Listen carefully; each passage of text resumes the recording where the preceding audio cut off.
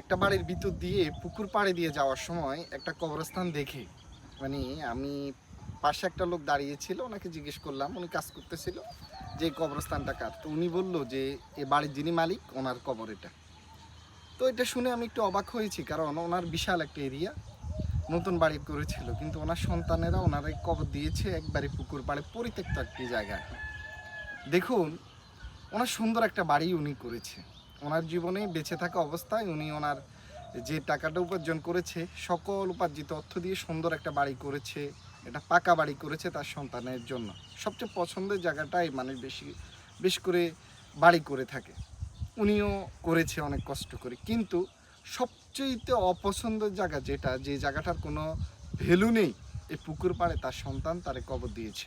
কারণ তাকে যদি বাড়ির সামনে যে জায়গাটুকু আছে এক পাশ দিয়ে চাইলে একটা কবরস্থান করা যেত, কিন্তু এখানে দেয় নাই।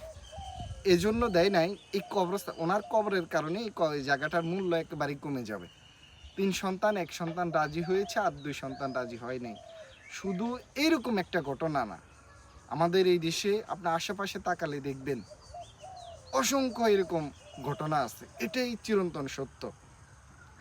আপনি বেঁচে থাকা অবস্থায় আপনি চেষ্টা করবেন, যদি আপনার জায়গা থাকে, অনেক সময় পারিবারিক কবরস্থান থাকলে তো হলো, না হলে আপনি যদি কোথাও নিজে বাড়ি করেন তাহলে নিজের মতো করে নিজে একটা কবরস্থানের জায়গা ঠিক করে ফেলবেন। আপনি সন্তানের উপর কখনো আশা করবেন না, কারণ আপনার এই সন্তান আপনার কবরের পাশে দাঁড়াবে এটাও আপনার চিন্তা করাটাও ভুল। কারণ আপনি যতই চেষ্টা করুন অনেক সময় অনেক অনেক অনৈতিক কাজের সাথে জড়িয়ে যায়। আপনি চেষ্টা করবেন আপনার কবরস্থানটা এমন পাশে দেওয়ার জন্য যে, কারণ ওই পাশ দিয়ে যেন মানুষ হেঁটে যায়, রাস্তার পাশে হলে বেশি ভালো হয়। একটা প্রতীক যাওয়ার সময় অনেক ভালো মানুষ আছে, ওনারা দোয়া করে, ওই দোয়াটার দ্বারাও আপনি উপকৃত হতে পারেন। এজন্য চেষ্টা করবেন আপনি বেঁচে থাকা অবস্থায় কবরস্থানে যে জায়গাটা এটা একটু সিলেক্ট করে দেওয়ার জন্য। সন্তানের উপর আশা করবেন না।